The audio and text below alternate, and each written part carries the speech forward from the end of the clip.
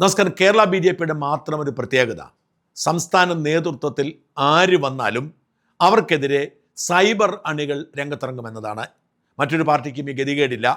മറ്റു പാർട്ടിക്കാരൊക്കെ അവരുടെ നേതൃത്വത്തെ സംരക്ഷിക്കാൻ രംഗത്തിറങ്ങുമ്പോൾ BJPയിലെ സൈബർ അണികൾ എക്കാലത്തും നേതൃത്വത്തിനെതിരാണ്. അതിൻ്റെ മൂല കാരണം, ഒരാൾ പുതുതായി ചുമതലയേൽക്കുമ്പോൾ അതിന് മുൻപ് ചുമതലയിൽ ഉണ്ടായിരുന്ന ആൾ പണി തുടങ്ങുമെന്നതാണ്. അവർ തന്നെയാണ് പാർട്ടിക്കുള്ളിലെ വിവരങ്ങൾ ഈ പറയുന്ന സൈബർ ആക്രമണത്തിന് വേണ്ടി സോഷ്യൽ മീഡിയ സംഖ്യകൾക്ക് വിട്ടുകൊടുക്കുന്നത്. BJPയുടെ സോഷ്യൽ മീഡിയ സംഖ്യകളിൽ ഭൂരിഭാഗവും സ്വതന്ത്രരാണ്. എന്ന് വെച്ചാൽ BJP എന്ന പാർട്ടിയുടെ കീഴിലുള്ളവരല്ല, സ്വതന്ത്രമായി കൂട്ടായ്മകൾ രൂപീകരിക്കപ്പെട്ടവരാണ്. അവർക്ക് മോദിയോടും BJPയോടും രാജ്യത്തോടും ഇഷ്ടമുണ്ട്. അതുകൊണ്ട് തന്നെ സംസ്ഥാനത്ത് BJPയുടെ വളർച്ച കാര്യമായി നടക്കാതെ വരുമ്പോൾ ആരെങ്കിലും അതിൻ്റെ ഉത്തരവാദിത്തം ഏതെങ്കിലും ഒരു നേതാവിൻ്റെ തലയിലേക്ക് വെച്ച് വിശ്വസനീയമായ ഒരു കാരണം പറഞ്ഞു കൊടുക്കുമ്പോൾ അവരതിൽ വീണുപോകും. നിഷ്കളങ്കമായി സംഭവിക്കുന്നതാണ്. അത് മുതലെടുക്കാനും അവരെ തെറ്റിദ്ധരിപ്പിക്കാനും പാർട്ടിക്കുള്ളിലെ നേതൃനിര തന്നെ രംഗത്ത് വരുമ്പോൾ പിന്നെ ഇവരെ കുറ്റം പറഞ്ഞിട്ട് കാര്യമുണ്ടോ? ഇപ്പോൾ രാജീവ് ചന്ദ്രശേഖരാണ് ഇത്തരക്കാരുടെ ടാർഗറ്റ്. രാജീവ് ചന്ദ്രശേഖർ കഴിവില്ലാത്ത ആളാണ്. മോദിക്കെതിരെ ഇവിടെ ചീത്തവിളി നടന്നാൽ പോലും മിണ്ടില്ല. കേരളത്തിലെ ഒരു വിഷയത്തിലും അഭിപ്രായം പറയില്ല.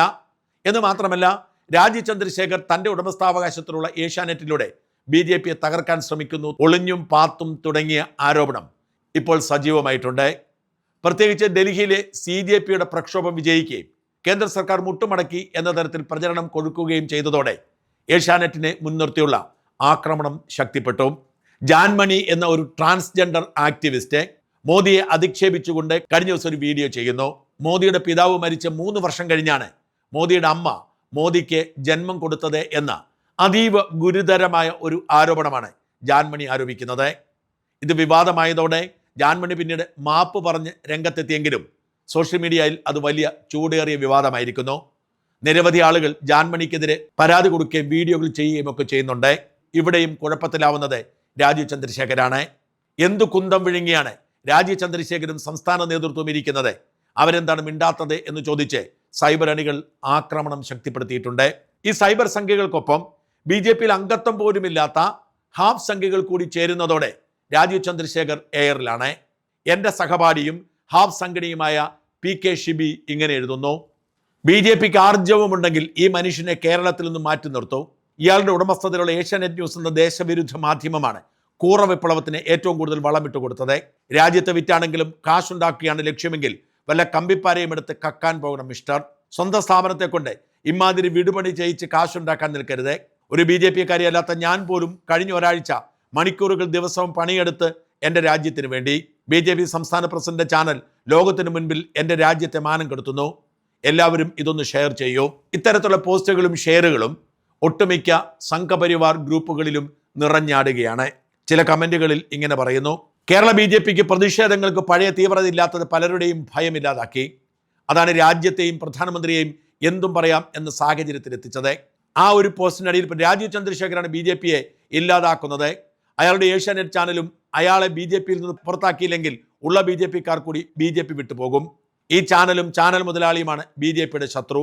കേരളത്തിലെ നേതാക്കന്മാരൊക്കെ കസേരകൾക്ക് വേണ്ടി അങ്ങോട്ടും ഇങ്ങോട്ടും അടിയല്ലേ. പിന്നെയുള്ളത് ചാനൽ ചർച്ചയിൽ വന്നിരിക്കുന്ന 3-4 പേരുണ്ട്. പിന്നെ കണ്ടവൻ്റെ എല്ലാം ചീത്തവിളി കേൾക്കാൻ കുറച്ച് അനുഭാവികളും.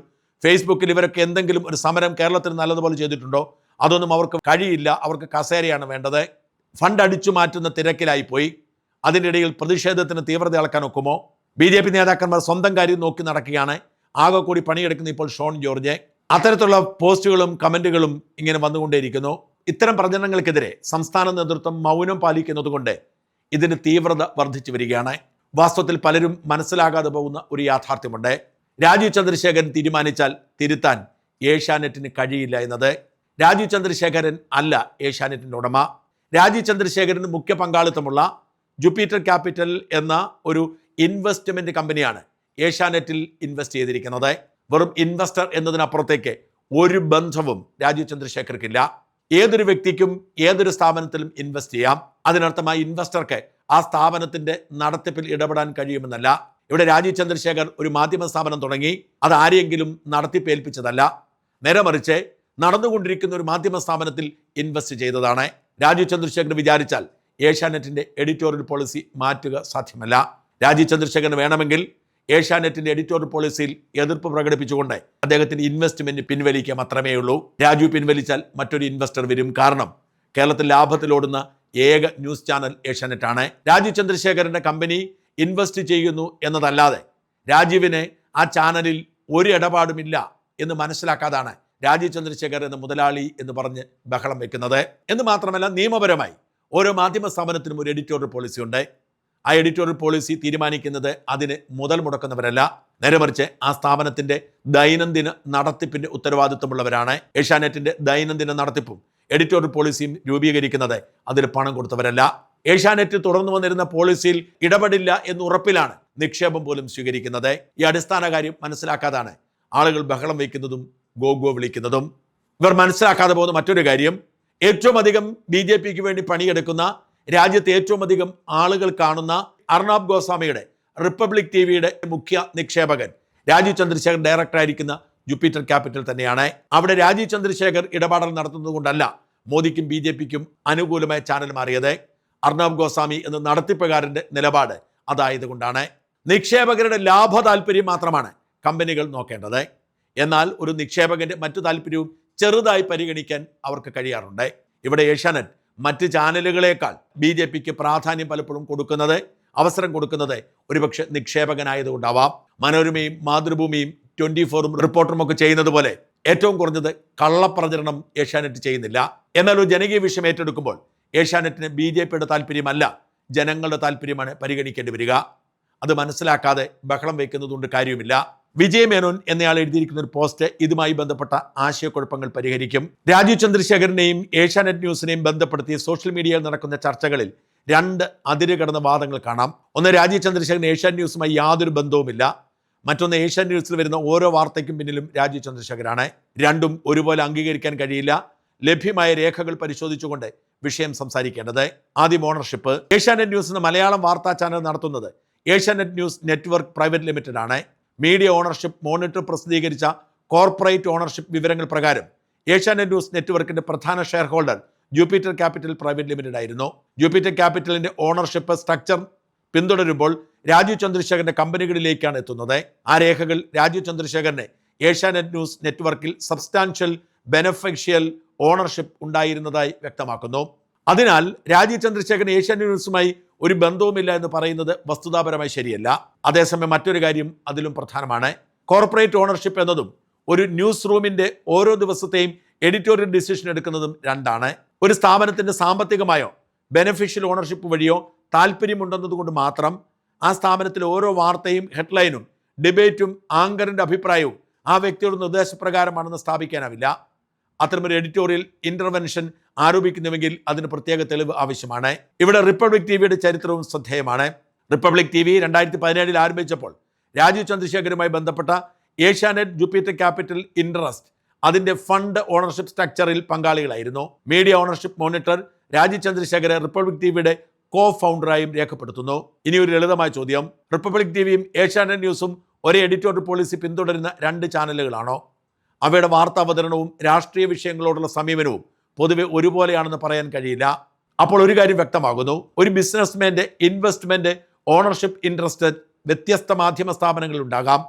അതിൽ നിന്ന് മാത്രം ആ സ്ഥാപനങ്ങളുടെ മുഴുവൻ എഡിറ്റോറിയൽ കണ്ടന്റും ഒരു രാഷ്ട്രീയ കമാൻഡ് സെന്റർ നിയന്ത്രിക്കുന്നു എന്ന നിഗമനത്തിലെത്താൻ കഴിയില്ല. ഇനി രാജീവ് ചന്ദ്രശേഖരൻ രാഷ്ട്രീയ നേതാവിലേക്ക് വരാം. അദ്ദേഹം 2025 മാർച്ചിലാണ് കേരള BJPയുടെ സംസ്ഥാന പ്രസിഡന്റ് ചുമതലയേറ്റത്. അതിനു മുമ്പ് കേന്ദ്രമന്ത്രിയും 3 തവണ രാജ്യസഭാംഗവുമായിരുന്നു. 2024 ലോക്സഭാ തെരഞ്ഞെടുപ്പിൽ തിരുവനന്തപുരത്ത് ശശി തരൂരിനെതിരെ മത്സരിച്ച അദ്ദേഹം പരാജയപ്പെട്ടെങ്കിലും മത്സരം ഏകദേശം 16,000 വോട്ടിന്റെ വ്യത്യസ്തതയിൽ എത്തിച്ചേർന്നു. സംസ്ഥാന പ്രസിഡന്റായ ശേഷം പാർട്ടി സംഘടനയിൽ മാറ്റങ്ങൾ വന്നു. കോർ കമ്മിറ്റി പുനഃസംഘടിപ്പിച്ചു. സോണൽ റെസ്പോൺസിബിലിറ്റീസ് പുതുക്കി. പൊതുജനങ്ങളുമായി പാർട്ടി നേതാക്കളെയും കേന്ദ്രമന്ത്രിമാരെയും നേരിട്ട് ബന്ധിപ്പിക്കാൻ മീറ്റ് ദ ലീഡർ പോലെയുള്ള പരിപാടികൾ ആരംഭിച്ചു. മറ്റ് രാഷ്ട്രീയ പാർട്ടികൾ പ്രവർത്തിച്ചിരുന്ന ചില നേതാക്കളെയും BJPയിലേക്ക് കൊണ്ടുവരാൻ കഴിഞ്ഞു. ഇവയെല്ലാം രാജീവ് ചന്ദ്രശേഖരന്റെ രാഷ്ട്രീയത്തെ എല്ലാവരും അംഗീകരിക്കണം എന്നതിന് തെളിവുകളല്ല. പക്ഷെ അദ്ദേഹത്തിന്റെ പ്രവർത്തനത്തെ വിലയിരുത്തേണ്ടത് പരിശോധിക്കാവുന്ന രാഷ്ട്രീയ സംഘടനാ ഫലങ്ങളുടെ അടിസ്ഥാനത്തിലായിരിക്കണം എന്നതിന് ഉദാഹരണങ്ങളാണ്. രാജീവ് ചന്ദ്രശേഖരനെ വിമർശിക്കാൻ എല്ലാവർക്കും അവകാശമുണ്ട്. ഏഷ്യാനെറ്റ് ന്യൂസിനെയും അതിന്റെ എഡിറ്റോറിയൽ പൊസിഷനെയും വിമർശിക്കാം. പക്ഷെ 3 കാര്യങ്ങൾ തമ്മിൽ കൂട്ടിക്കുഴയ്ക്കരുത്. Investment, ownership management, editorial control. ഇവ 3ഉം ഒരേ കാര്യമില്ല. ഏഷ്യാനെറ്റ് ന്യൂസിന്റെ കോർപ്പറേറ്റ് ഓണർഷിപ്പ് സ്ട്രക്ചറിൽ രാജീവ് ചന്ദ്രശേഖരുമായി ചരിത്രപരവും സാമ്പത്തികവുമായി ബന്ധമുണ്ടെന്നത് രേഖകളുള്ള കാര്യമാണ്. എന്നാൽ അതുകൊണ്ട് മാത്രം ഏഷ്യാനെറ്റ് ന്യൂസിൽ ഇന്ന് സംപ്രേഷണം ചെയ്യുന്ന ഓരോ വാർത്തയും രാജീവ് ചന്ദ്രശേഖർ തീരുമാനിക്കുന്നു എന്ന് തെളിയിക്കപ്പെട്ട വസ്തുതയാവുന്നില്ല. അതിന് തെളിവുണ്ടെങ്കിൽ അത് പുറത്തു കൊണ്ടുവരണം. തെളിവില്ലെങ്കിൽ അതൊരു ആരോപണം മാത്രമാണ്, വസ്തുതയല്ല. അതുപോലെ ഏഷ്യാനെറ്റ് ന്യൂസ് BJP വിമർശിക്കുന്ന ഒരു വാർത്ത കൊടുത്താൽ രാജീവിൻ്റെ നാടകം എന്നും BJPക്ക് അനുകൂലമായ വാർത്ത വന്നാൽ ഉടമയുടെ നിർദ്ദേശം എന്നും പറയുന്ന സമീപനം വസ്തുതാപരമായി രാഷ്ട്രീയ വിശകലനമല്ല. ഒരു മാധ്യമത്തിൻ്റെ ക്രെഡിബിലിറ്റി അതിൻ്റെ വാർത്തകളുടെ കൃത്യത പരിശോധിച്ചാണ് വിലയിരുത്തേണ്ടത്. ഒരു രാഷ്ട്രീയ നേതാവിൻ്റെ പെർഫോമൻസ്, തെരഞ്ഞെടുപ്പ് ഫലങ്ങളും സംഘടനാ വളർച്ചയും രാഷ്ട്രീയ സ്വാധീനവും പരിശോധിച്ചാണ് വിലയിരുത്തേണ്ടത്. ഒരു കമ്പനിയുടെ ഓണർഷിപ്പ്, അതിന് കോർപ്പറേറ്റ് റെക്കോർഡ്സ് പരിശോധിച്ചാണ് വിലയിരുത്തേണ്ടത്. ഇവ മൂന്നിലും പകരം കോൺസ്പിറസി തിയറി ഉപയോഗിക്കാൻ തുടങ്ങിയാൽ വസ്തുതകൾക്ക് പ്രസക്തിയില്ലാതാകും. രാഷ്ട്രീയത്തിൽ വിമർശനം വേണം, ശക്തമായ വിമർശനവും വേണം. പക്ഷേ അതിനേക്കാൾ പ്രധാനമാണ് ആരോപണങ്ങൾക്ക് തെളിവും അഭിപ്രായങ്ങൾക്ക് വസ്തുതകളുടെ പിൻബലവും ഉണ്ടായിരിക്കണമെന്നത്. വിജയ് മേനോൻ.